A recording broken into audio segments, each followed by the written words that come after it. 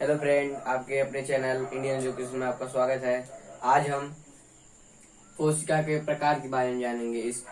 आपका चौथा पार्ट है वीडियो का। अगर अगले पार्ट को आप नहीं देखे हैं तो डिस्क्रिप्शन में आपको लिंक दे दिया जाएगा, आप उससे देख सकते हैं। ठीक है, तो शुरू करते हैं बिना किसी देरी के। तो कोशिका प्रकार, कोशिका कोशिका के प्रकार में हम जानेंगे क्या होता है कि कोशिका दो प्रकार की होती है। कोशिका दो प्रकार की होती है, प्रोकैरियोटिक तथा यूकैरियोटिक कोशिका।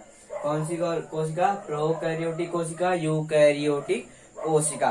प्रोकैरियोटिक कोशिका किसे कहते हैं? यूकैरियोटिक कोशिका किसे कहते हैं? जैसे प्रोकैरियोटिक कोशिका किसमें पाई जाती है? उन जो अविकसित होते हैं, जो कोशिकाएं विकसित होती हैं उनमें क्या होता है, वो प्रोकैरियोटिक कोशिका के अंतर्गत आती हैं। तथा यूकैरियोटिक कोशिका के अंतर्गत कौन आता है? जो विकसित कोशिकाएं, विकसित जंतु प्राणी है। जैसे मान लीजिए प्रोकैरियोटिक में कौन से आएंगे? जैसे मान लीजिए कि कोई सूक्ष्म जीव आएंगे इसके अंतर्गत। ठीक है, सूक्ष्म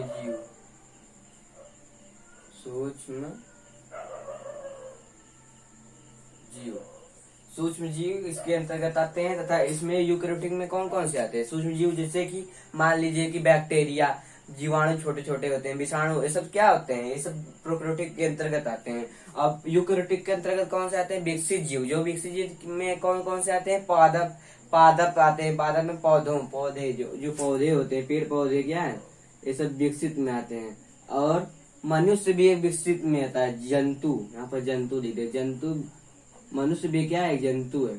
ठीक है, पौधे और पेड़ पौधे या फिर जंतु में भी यूकैरियोटिक कोशिका पाई जाती है। तो प्रोकैरियोटिक यूकैरियोटिक आप समझ चुके हैं। तो अब बात करते हैं इसमें क्या क्या समानताएं हैं और इसमें क्या क्या नहीं पाया जाता है, इसमें क्या क्या पाया जाता है। ठीक है, तो कोशिका में इस कोशिका में तथा इस कोशिका में क्या क्या पाया जाता है, क्या नहीं पाया जाता है। तो इसमें कोशिका भित्ति क्या पाई जाती है? मोटी पाई जाती है। प्रोकैरियोटिक में क्या होती है? इसमें कोशिका भित्ति मोटी पाई जाती है तथा इसमें प्रोकैरियोटिक में पतली पाई जाती है। तो कोशिका भित्ति इसमें पतली पाई जाती है या फिर कुछ कुछ में तो नहीं पाई जाती है। इसमें पतली पाई जाती है कोशिका भित्ति, इसमें मोटी पाई जाती है। और जंतु में नहीं पाई जाती है, पौधे में पाई जाती है। पौधे में क्या पाई जाती है? इसमें पौधे में यूकैरियोटिक के अंतर्गत पौधे से जंतु दोनों आते हैं, लेकिन इसमें पौधे में सिर्फ पाई जाती है। क्या पाई जाती है पौधे में? क्या कोशिका भित्ति क्या पाई जाती है? मोटी पाई जाती है कोशिका भित्ति। कोशिका भित्ति क्या पाई जाती है? मोटी पाई जाती है। क्यों पाई जाती है पौधे में? क्योंकि जंतु में क्यों नहीं पाई जाती है? क्योंकि पौधे स्थिर रहते हैं। स्थिर रहने के लिए क्या कहते हैं, एक क्या करते हैं, क्या नाम है, जो जो ये कोशिका भित्ति होती है, कोशिका भित्ति आदि जो होती है, वो एक संरचना प्रदान करती है तथा स्थिरता बनाए रखने के लिए कोशिका भित्ति लगी होती है। और जंतुओं में तो जंतु क्या होते हैं? टहलते फिरते रहते हैं और एक एक मतलब काम करते रहते हैं, मतलब कि उनके अंग अंग सब करते रहते हैं, काम में लगे होते हैं। तो उसमें क्या होता है? संचालन होती है, कोशिकाएं एक दूसरी जगह से दूसरी जगह जाती हैं, तो इसमें नहीं पाए जाते हैं। ठीक है, तो अब बात करते हैं और ठीक, इसमें केंद्रक, इसमें अविकसित केंद्रक होता है। अविकसित पाया जाता है। केंद्रक कैसा पाया जाता है? अविकसित, पूर्ण रूप से विकसित नहीं होता है। और कुछ कुछ में तो केंद्रक भी बहुत कम मतलब कि एकदम अविकसित होते हैं, और इसमें तो पूरा विकसित होते हैं। विकसित, पूर्ण विकसित केंद्रक कह सकते हैं। पूर्ण विकसित, लेकिन विकसित लिख दे रहे हैं सिर्फ। ठीक है, इसमें पूर्ण विकसित केंद्रक पाए जाते हैं। इसमें अविकसित केंद्रक तथा इसमें पूर्ण विकसित केंद्रक पाए जाते हैं। क्यों क्यों पाए जाते हैं? जैसे मान लीजिए कोई कोरोना वायरस चल रहा है, अगर इसमें पूर्ण विकसित केंद्रक दे दिया होता तो अपने मन से काम करता है। क्योंकि केंद्रक हो जाने के बाद, केंद्रक क्या होता है? ब्रेन होता है। कोशिका का ब्रेन किसे कहते हैं? केंद्रक को कहते हैं। ठीक, नियंत्रण केंद्र भी कहते हैं उसे। तो अगर पूर्ण हो जाता तो कोशिका क्या नाम है, कोरोना क्या करता है? एक दूसरे से दूसरे में स्वतः गमन करता है, मतलब कि अपने आप चलने लगता है और सब में मतलब चला जाता है। इसलिए इसमें विकसित केंद्रक नहीं दिया जाता है। ठीक, और क्या पाया जाता है? राइबोसोम। राइबोसोम कौन कौन से होते हैं? राइबोसोम इसमें कौन सा होता है? इसमें राइबोसोम 70S का होता है और इसमें 70S, इनमें 80S का होता है। ठीक है, इसमें 70S का राइबोसोम पाया जाता है और इसमें 80S का राइबोसोम पाया जाता है। ठीक ठीक, अब बात करते हैं, राइबोसोम हो गई। ठीक, और क्या पाया जाता है? इसमें सूत्री विभाजन पाया जाता है, इसमें अर्धसूत्री विभाजन समसूत्री नहीं पाया जाता है। इसमें देखिए, इसमें कौन सा विभाजन पाया जाता है? इसमें द्विखंडीय विभाजन पाया जाता है, द्विखंडीय। अभी विभाजन विभाजन आपका लास्ट टॉपिक होगा, इसीलिए इसमें नहीं बता रहे हैं पूरा, लेकिन इसमें जान लीजिए द्विखंडीय विभाजन पाया जाता है। इसमें अर्धसूत्री विभाजन पाया जाता है, अर्धसूत्रीय विभाजन, अर्धसूत्रीय विभाजन। अर्धसूत्रीय विभाजन क्या पाया जाता है? इस यूकेरियोटिक कोशिका में पाया जाता है। ठीक है, और कुछ बचा है इसमें? और कुछ भी बचा है इसमें? देखिए, ना तो माइटोकॉन्ड्रिया पाया जाता है, ठीक है, माइटोकॉन्ड्रिया नहीं पाया जाता है, लिख दे रहे हैं माइटोकॉन्ड्रिया। ठीक, और क्या नहीं पाया जाता है इसमें? और माइटोकॉन्ड्रिया भी नहीं पाया जाता है, सेंट्रोसोम, सेंट्रोसोम भी नहीं पाया जाता है। कुछ कुछ कोशिकाओं में पाया जाता है इसमें भी, लेकिन अधिकतर में नहीं पाया जाता। सेंट्रोसोम नहीं पाया जाता है। और क्या नहीं पाया जाता है?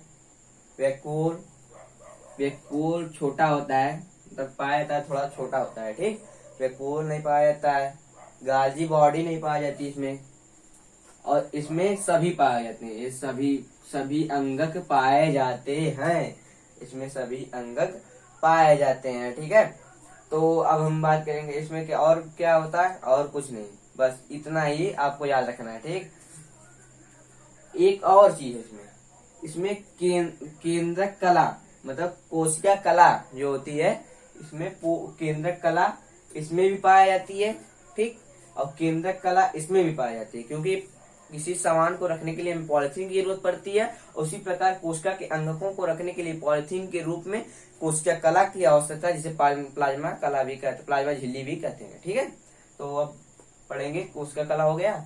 अब हम पढ़ेंगे जीव द्रव्य क्या होता है। ठीक है, जीव द्रव्य क्या है?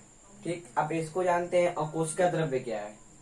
जीव द्रव्य और कोशिका द्रव्य, देखिए कोशिका मान लीजिए एक है, ठीक, और एक केंद्रक है। ठीक है, एक कोशिका है, एक मान लीजिए गोल सा बनाए हैं, असली नहीं है, लेकिन एक कोशिका मान लीजिए आप, एक कोशिका है और इसके अंदर क्या है? एक केंद्रक है। और आप जानेंगे जीव द्रव्य क्या है, इसमें कोशिका द्रव्य क्या है। जीव द्रव्य, कोशिका के अंदर सभी अंगक क्या कहलाते हैं? जीव द्रव्य। कोशिका जो है, इसके अंदर जो पानी भरा होता है, मतलब द्रव्य भरा होता है, तथा जितने भी अंगक पाए जाते हैं, द्रव्य में पदार्थ, जितने भी पदार्थ है, जितने भी अंगक हैं, सब क्या किसमें आते हैं? जीव द्रव्य में आते हैं। और जीव द्रव्य की खोज किसने की थी? जीव द्रव्य की खोज डुजार्डिन नामक एक वैज्ञानिक थे, जिन्होंने 1835 ईस्वी में क्या की थी? इसकी खोज की थी जीव द्रव्य की। ठीक, इसे प्रोटोप्लाज्म में भी कहते हैं, ठीक, इंग्लिश में। ठीक, डुजार्डिन नामक वैज्ञानिक ने की थी। और हक्सले नामक, इसने क्या, हक्सले एक वैज्ञानिक थे जिन्होंने इसे क्या कहा? भौतिक आधार। इसलिए भौतिक आधार बताया क्योंकि क्या है, जीव द्रव्य ना होगी तो कोशिका भी नहीं जीवित होगी, कोशिका मर जाएगी। इसीलिए तो हक्सले ने क्या बताया? जीव द्रव्य को कोशिका का आधार बताया। ठीक, कोशिका का या फिर जीवन का भौतिक आधार बताया। केंद्रक, केंद्रक। अब कोशिका द्रव्य, ये जानिए जीव द्रव्य क्या होते हैं। जीव द्रव्य में कम से कम 60 से 80% पानी ही पाया जाता है, और बाकी सब गाढ़ा और तरल पदार्थ, जेल जिसे कहते हैं, जेल पाया जाता है। जो गाढ़ा होता है वो जेल पाया जाता है, और तरल पदार्थ पाया जाता है। ठीक है, इसमें इसके गुण होते हैं कि ये अर्ध पारदर्शी होता है तथा ये तरल होता है, अर्ध पारदर्शी होता है, और ये अर्ध तरल पदार्थ होता है, पूरा तरल नहीं होता, अर्ध तरल पदार्थ होता है। ठीक, और अब बात आती है कोशिका द्रव्य। कोशिका द्रव्य, कोशिका केंद्रक जो है, केंद्रक के चारों ओर घेरने वाला जो द्रव्य होता है, वो केंद्रक के चारों ओर से घेरा हुआ द्रव्य, मतलब केंद्रक को अपने चारों ओर से, केंद्रक के चारों ओर से घेरा हुआ द्रव्य, मतलब कि जो द्रव्य है उसे क्या कहते हैं? उसे कहते हैं कोशिका द्रव्य। केंद्रक जो है, इसके चारों ओर जो द्रव्य फैला हुआ है उसे कोशिका द्रव्य कहते हैं। ठीक है, कोशिका द्रव्य किसे कहते हैं? केंद्रक के चारों ओर फैला हुआ द्रव्य कोशिका द्रव्य कहते हैं। ठीक, ये आपकी सरल भाषा में परिभाषा हो गई। ठीक है, जितना हम बता रहे हैं उतना आपके परीक्षा के लिए बहुत काफी है। ठीक, आप अपने से तैयारी कीजिएगा। ठीक, क्वेश्चन भी आप कहेंगे तो करा दिया जाएगा। ठीक, तो जीव द्रव्य, कोशिका द्रव्य आप समझ चुके हैं। ठीक, अब बात आती है एंडोप्लाज्मिक रेटिकुलम, अंदर प्राद्रवी जालिका के बारे में। ठीक, अंतःप्राथमिक जालिका क्या है इसके बारे में हम समझेंगे, सिर्फ समझेंगे अगर आप तो इसका क्या परिभाषा आप खुद ही निकाल सकते हैं। ठीक, कि एंडोप्लाज्मिक रेटिकुलम क्या काम करता है, ये कहाँ पर होता है, इसको समझिए आप। तो कि मान लीजिए कोशिका है, ठीक, ये कोशिका है, ठीक, एक कोशिका है, इसमें केंद्रक है। अब ये किससे बनता है, आपको पीछे पढ़ा चुका गया है कि केंद्रिका द्वारा बनता है। इसमें जो न्यूक्लियस मतलब कि एक केंद्रक के अंदर क्या होता है, केंद्रक के अंदर एक न्यूक्लियोली होता है जिसे कहते हैं केंद्रिका, उसी के द्वारा ये निर्मित होता है। इसको हम ढंग से बना दे रहे हैं आपको। केंद्रक चित्र, मान लीजिए केंद्रक है, वो कोशिका बना था, ये केंद्रक है, ठीक है। अब ये कैसे बनेगा, एंडोप्लाज्मिक रेटिकुलम अंतःप्राथमिक जालिका। इसमें देखिए ये कुंडली के समान एक आकृति होती है, ठीक है,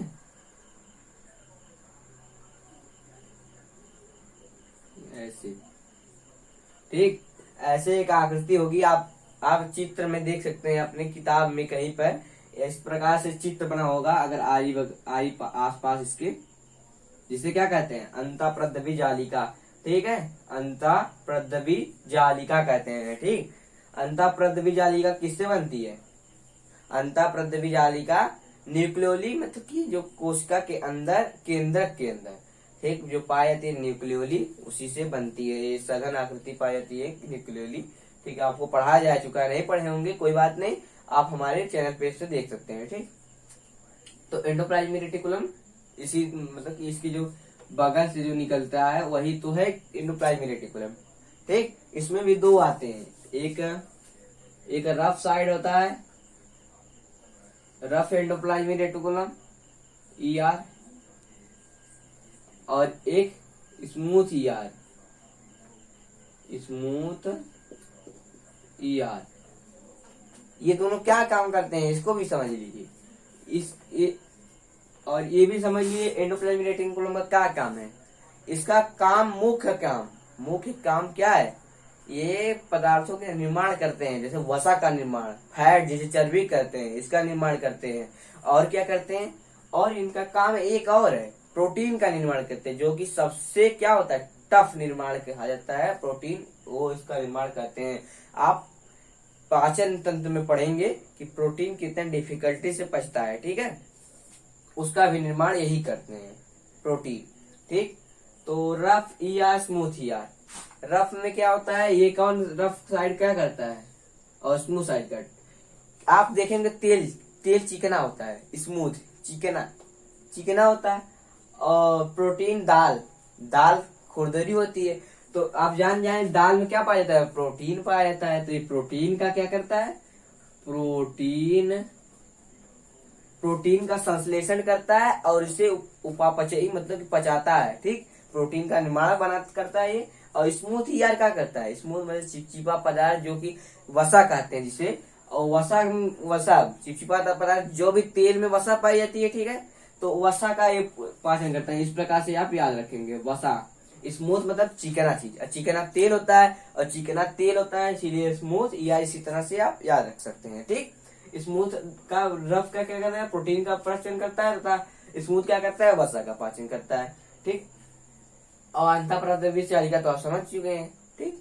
अब इसमें भी एक जो रफ वाला है और स्मूथ वाला, जो इसे राइबोसोम, इस है जो प्रोटीन का पाचन करता है, इसे राइबोसोम कहते हैं, राइबोसोम। ये राइबोसोम क्या होता है, राइबोसोम इसको भी पढ़ेंगे। राइबोसोम दो प्रकार के होते हैं, 70S, एक 80S, 70S 80S।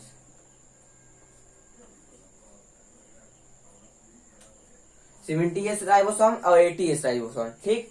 इसको अब हम राइबोसोम को अगले पार्ट में देखेंगे, ठीक है। तो अब इतना समझ चुके हैं, ER एंडोप्लाज्मिक रेटिकुलम, ठीक, स्मूथ मतलब वसा का पाचन करता है। आपको ट्रिक द्वारा बताया जाएगा, आपके परीक्षा के लिए बहुत उपयोगी है, ठीक। धन्यवाद, चलते हैं। माइटोकॉन्ड्रिया की बात आ रही है, ठीक है। माइटोकॉन्ड्रिया सूत्र कर्णिका, जिसे हिंदी में क्या कहते हैं, सूत्र कर्णिका। और माइटोकॉन्ड्रिया भी लिखा जाता है हिंदी में, इंग्लिश में भी माइटोकॉन्ड्रिया कहते हैं, ठीक।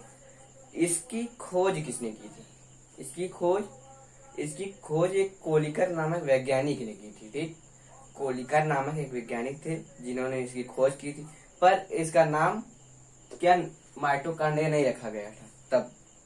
उसके बाद अल्टमान अल्टमान नामक एक वैज्ञानिक थे, उन्होंने इसका नाम बायोप्लास्ट रखा। क्या नाम रखा? बायोप्लास्ट नाम रखा। फिर वो भी नाम नहीं माना गया।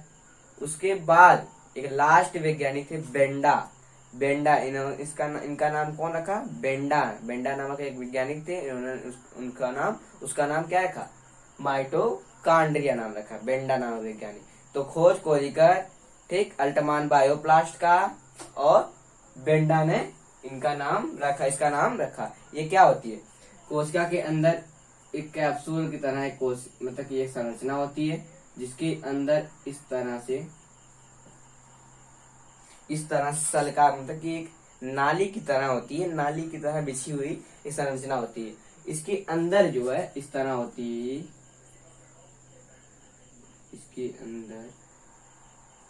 इसके अंदर की जो भित्ति होती है, जिसे क्रिस्टी कहते हैं, ठीक है, इसमें एटीपी का निर्माण होता है। किसका निर्माण होता है? एटीपी का निर्माण करता है। किस द्वारा करता है? आंतरिक श्वसन द्वारा। आंतरिक श्वसन कौन करता है? जैसे बाहरी श्वसन हमारा फेफड़ा करता है, और आंतरिक श्वसन कौन करता है? माइटोकांड्रिया करता है। ये श्वसन करता है क्या? कोशिका के अंदर श्वसन करता है। ठीक, तो एक कोश श्वसन करके क्या करता है? एटीपी का निर्माण करता है। एटीपी बनकर क्या होता है? ग्लूकोज बनता है, इसीलिए एटीपी का निर्माण करता है। एटीपी कैसे निर्माण करता है? एटीपी मतलब ऊर्जा, एटीपी का मतलब ऊर्जा का निर्माण। तो एटीपी का निर्माण कैसे करता है? एटीपी को क्या कहते हैं? एडेनोसिन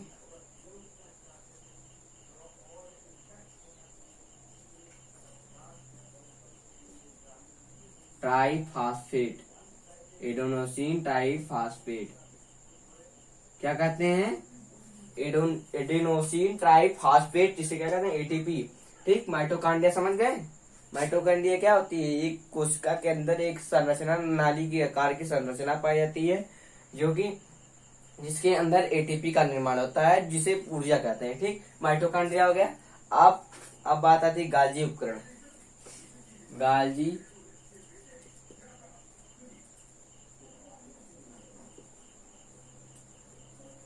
उपकरण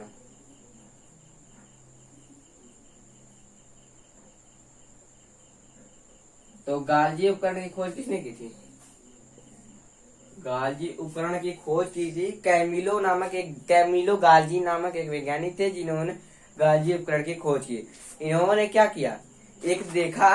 कैमिलो गाल्जी ने क्या देखा कि कोशिका के अंदर एक कुंडली के समान, कुंडली एक मतलब समांतर नालियों की तरह एक रेखा बिछी हुई, इस तरह, जैसे कि समांतर नालियों की इस तरह रेखा बिछी हुई है, एक दूसरे के ऊपर समानांतर रूप से बिछे हुए हैं। ठीक, इन्होंने देखा इस एक दूसरे समानांतर बिछे हुए हैं तथा एक छोटा छोटा सा पदार्थ निकल रहा है। इस प्रकार से इन्होंने देखा। तो क्या कहेंगे आप? ये चपटी रूप से थी क्या? एक चपटी रूप की एक देखा, और इसका देखिए आकार इस तरह था।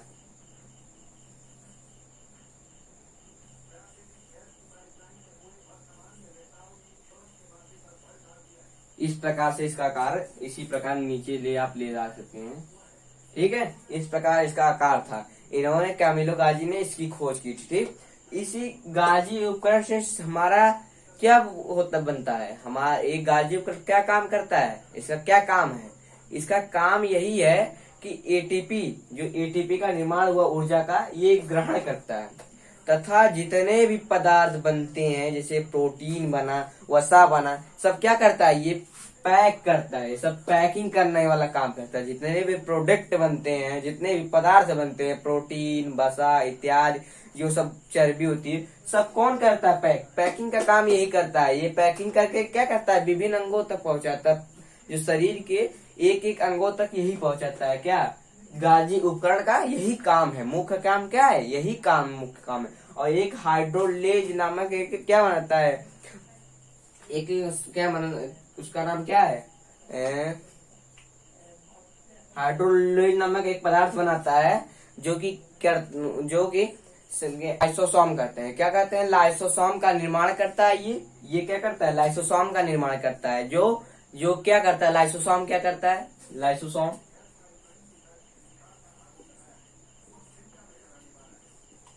आपको इस प्रकार बताया जा रहा है कि जहां जहां पर जिसकी प्रयोग पड़े आप तुरंत बता दें। ठीक, समझाने की प्रयास हो रही पूरी। लाइसोसोम का, जिसे लयन काय कहते हैं, लयन काय हिंदी में क्या कहते हैं? लयन काय कहते हैं। ठीक, लयन काय का निर्माण यही करता है। कौन करता है? ये गालजी उपकरण क्या करता है? लयन काय का निर्माण करता है। लयन काय किस प्रकार करता है? इसके बाहर एक पुटिका पाई जाती है। देखिए इसको क्या कहते हैं? इसको कुंडिका कहते हैं। आपको भुला गए, इसको बताया नहीं। इसको कुंडिका कहते हैं। जो ये जो सल्काकृत जो चपटी आकृतियां थी वो जो समांतर रूप से रखी हुई, इसे क्या कहते हैं? इसे कहते हैं कुंडिका। और जो ये पुटिकाएं निकल रही हैं, इसी से क्या होता है? इसी से एक बनता है एक, ये जो पुटिकाएं निकल रही हैं यही बनाता है कौन? जिसे कहते हैं आपका लाइसोसोम बनाता है। ठीक, लाइसोसोम में हाइड्रोलेज नामक भरा रहता है, एंजाइम भरा रहता है, जो कि पौधों या मतलब कि जो कि कोशिकाओं के किसी भी अंग को छेक दिया जाए, मतलब उस पर अगर फेंक दिया जाए तो फटने की वजह से मर जाएगी कोशिका उसका। इसीलिए इसको क्या कहते हैं? आत्मघाती थैली भी कहते हैं। ठीक, और माइटोकॉन्ड्रिया को क्या कहते हैं? ऊर्जा घर कहते हैं, क्योंकि ये ऊर्जा का निर्माण करता है तथा ये नष्ट करने का निर्माण करता है। इसके आदेश कौन देता है? इसके आदेश केंद्रक देता है। केंद्रक कहता है, केंद्रक की बात अगर कोई नहीं मानता है, अगर कोई सेंट्रोसोम कहता है कि हम नहीं बनाएंगे, सेंट्रोसोम का क्या काम है? सेंट्रोसोम का यही काम है कि एक जैसे और भी कोशिकाओं, मतलब कि ये जो कोशिकांगों का निर्माण करना है, जैसे माइटोकॉन्ड्रिया बनाना, लयन काय नहीं बनाता है, लयन काय तो ये बनाता है, माइटोकॉन्ड्रिया बनाना, गाल्जी उपकरण बनाना, ये सब का काम कौन करता है? सेंट्रोसोम। अगर वही नहीं बताएगा तो ये क्या करता है? अगर वो निर्माण करना बंद कर दे तो ये क्या करता है? ये जाकर उससे सट जाता है और वो क्या होता है? जल कर राख कर। ठीक, आप इतना समझ चुके हैं। अब अगले टॉपिक में देखेंगे, नेक्स्ट वीडियो में लंबा हो जाएगा वीडियो। ठीक है, अगर आप इस तरह वीडियो देखना चाहते हैं तो सब्सक्राइब कर लीजिए चैनल, क्योंकि सब्सक्राइब करेंगे तो ही इस प्रकार की वीडियो देख पाएंगे। ठीक, आपको पूरा समझाया जाएगा। ठीक, ये परीक्षा के लिए बहुत उपयोगी है।